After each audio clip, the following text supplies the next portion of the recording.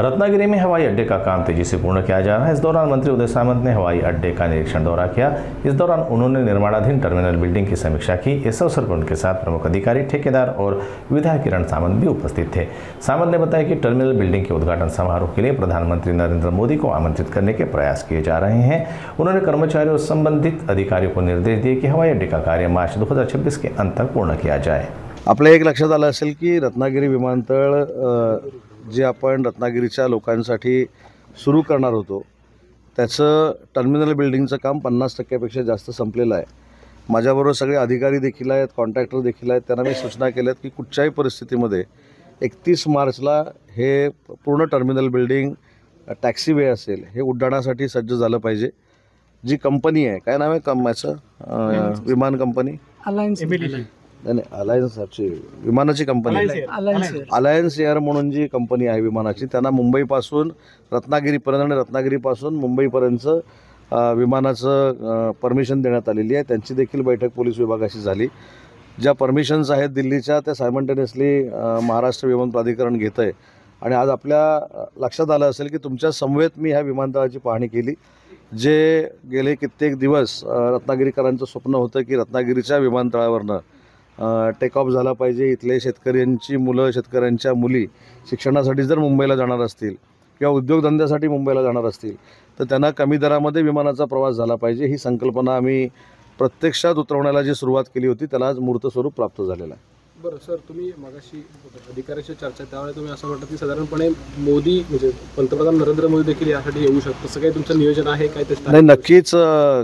मी स्वतः काल शिवसेनेचे आमचे मुख्य नेते एकनाथ शिंदे साहेबांना ही विनंती केली। कालच मुख्यमंत्र्यांना देखील विनंती केली की रत्नागिरीसारख्या कोस्टल एरियामधल्या अतिशय सुसज्ज अशा विमानतळाचं उद्घाटन पुढच्या 6 महिन्यानंतर होणार आहे आणि ते पंतप्रधान नरेंद्र मोदी साहेबांच्या हस्ते व्हावं ही मी विनंती केलेली आहे। त्यांची परवानगी घेऊन मी स्वतः पंतप्रधान महोदयांची देखील भेट घेणार आहे। कारण हे रत्नागिरीकरांचं स्वप्न होतं जे आज पूर्णत्वाला आपण नेतोय आणि त्याच्यासाठी देशाचे पंतप्रधान येणं हे रत्नागिरीकरांचं भूषण ठरणार आहे। या विमानतळासाठी बांबूचा वापर प्रथम करण्यात याच्यामध्ये 2 भाग केलेले आहेत की लाकडाचं देखील फर्निचर असणार आहे। कारण लाकडाचा प्रभाव आपल्या ह्या जिल्ह्यावर फार मोठ्या पद्धतीने आहे। लाकडाचं फर्निचर आपण फार चांगल्या पद्धतीचं घरामध्ये देखील करतो, त्याच्यामुळे लाकूड देखील असणार आहे।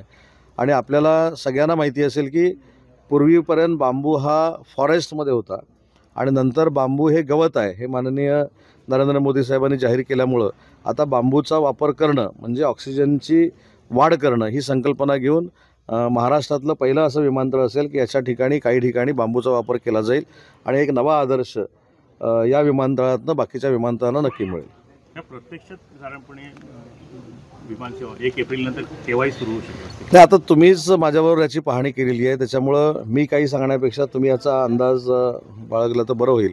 आणि दुसरी महत्त्वाची गोष्ट या विमानतळामध्ये असणार आहे, जो विभाग माझ्याकडे आहे उद्योग विभाग, त्याच्यातनं ODOP म्हणजे 1 डिस्ट्रिक्ट 1 प्रॉडक्ट ही जी संकल्पना आहे केंद्र शासनाची, त्याला एक स्टॉल आम्ही देणार आहोत।